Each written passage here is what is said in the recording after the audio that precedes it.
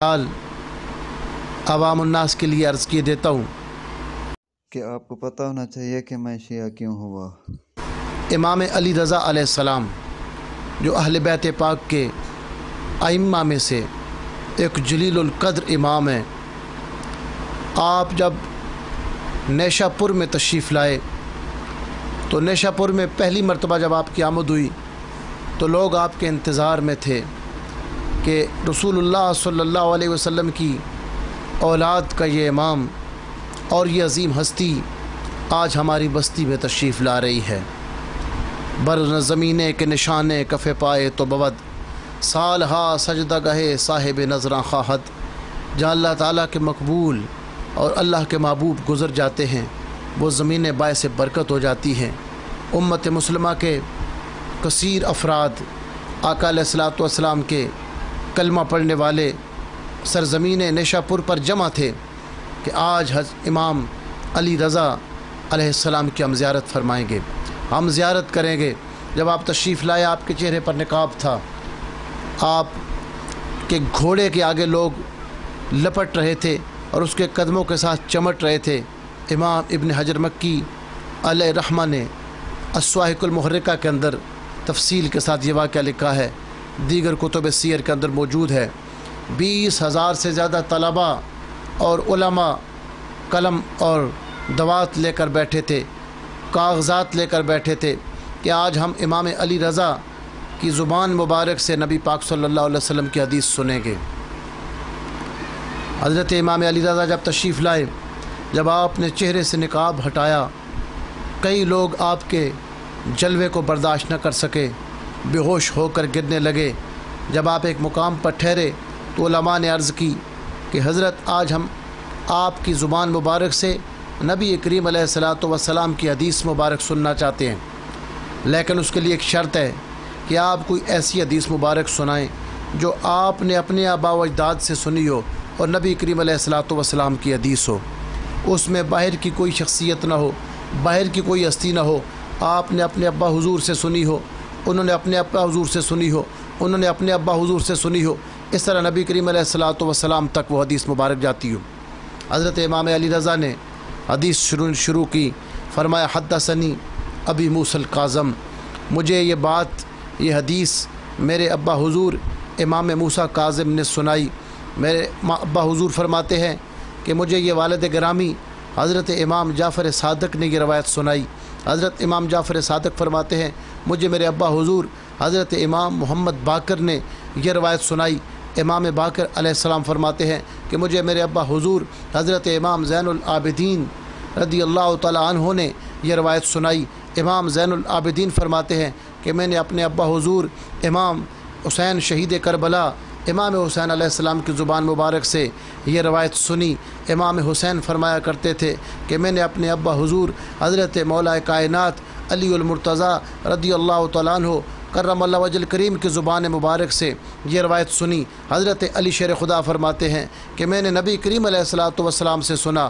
نبی کریم علیہ الصلوۃ والسلام فرماتے ہیں کہ میں نے جبریل علیہ السلام سے سنا، اور جبریل کہتے ہیں کہ اللہ تعالیٰ سے میں نے سنا۔ اللہ پاک ارشاد فرماتے ہیں۔ یہ حدیث کی سند ہے۔ حدیث کیا ہے؟ یہ حدیث ہے، یہ حدیث کی سند ہے۔ اوپر متن ہے کہ جو نبی کریم علیہ الصلوۃ والسلام نے الفاظ بیان فرمائے، اللہ تعالیٰ کے جو کلام سرکار کی زبان سے نکلا، کہ الفاظ کیا تھے کہ اللہ پاک ارشاد فرماتے ہیں لا الہ الا اللہ حصنی من دخلہ امن من عذابی۔ لا الہ الا اللہ کا کلمہ یہ میری حفاظت کا قلعہ ہے، حفاظت کا مورچہ ہے۔ من دخلہ امن من عذابی، جو اس کے اندر داخل ہو جاتا ہے میرے عذاب سے محفوظ ہو جاتا ہے۔ یعنی جس نے کلمہ طیبہ لا الہ الا اللہ محمد رسول اللہ پڑھا، کلمہ اس وقت پورا ہوتا ہے جب اس کے ساتھ محمد رسول اللہ صلی اللہ علیہ وسلم کے الفاظ ملائے جاتے ہیں۔ حضرت امام قاضی ایاز مالکی فرماتے ہیں اسلام کی توحید 2 رکنی ہے، لا الہ الا اللہ محمد رسول اللہ، اللہ کی توحید کا اقرار کیا جائے، محمد مصطفیٰ علیہ الصلوۃ والسلام کی رسالت کا اقرار کیا جائے۔ تو جو لا الہ الا اللہ کا کلمہ پڑھ لیتا ہے وہ اللہ تعالیٰ کے عذاب سے محفوظ ہو لیتا ہے۔ جب آپ نے یہ روایت سنائی، یہ سند مبارک ہے جس میں اہل بیت اطہار کے اماموں کے نام ہیں۔ یہ مبارک سند اتنی مبارک ہے اتنی بابرکت ہے، اتنی بابرکت ہے کہ حضرت امام احمد بن حنبل علیہ رحمہ فرماتے ہیں، ابن ماجہ شریف کے اندر ہے، لو قرئ ھذہ الاسناد علی مجنون لبرئ، کہ ان ناموں کے اندر اتنی برکت ہے کہ یہ حضرت امام موسیٰ کاظم سے لے کر حضرت مولا کائنات تک، نبی کریم علیہ الصلوۃ والسلام تک، جبریل علیہ السلام تک، یہ جو بابرکت سند ہے، اس سند کو، اس بابرکت سند کو اگر کسی پاگل پر یقین و ایمان کے ساتھ پڑھا جائے، اللہ اس کو شفا عطا فرما دیتا ہے، اللہ اسے عقل والا فرما دیتا ہے، اس کا پاگل پن دور ہو جاتا ہے۔ یہ سند مبارک اگر کسی مریض کو لکھ کر دے دی جائے، اللہ اس کو شفا عطا فرما دیتے ہیں۔ اس کے اندر اتنی برکت ہے، یہ سند ہے، اور اوپر جو الفاظ حدیث ہیں اس کو متن کہا جاتا ہے۔ تو اس طریقے کے ساتھ حضور صلی اللہ علیہ وسلم کی 1,00,000 حدیث ہو، جس کو یاد ہو اس کو حافظ الحدیث کہا جاتا ہے، اور جس کو ساری مرویات نبی کریم علیہ الصلوۃ والسلام کی اس طریقہ سند و متن کے ساتھ یاد ہوں، اس کو حاکم کہا جاتا ہے۔ امام حاکم اس درجے کا بندہ ہے۔ آپ مستدرک کے اندر اس روایت کو نقل فرماتے ہیں۔ مولانا زکریا صاحب نے فضائل حج کے آخر میں بھی اس روایت کو نقل کیا ہے۔ اس روایت کے راوی تھے سیدنا علی بن ابی طالب، شیر خدا کرم اللہ وجہ الکریم کی والدہ ماجدہ کا وصال ہوا، حضرت سیدہ فاطمہ بنت اسد۔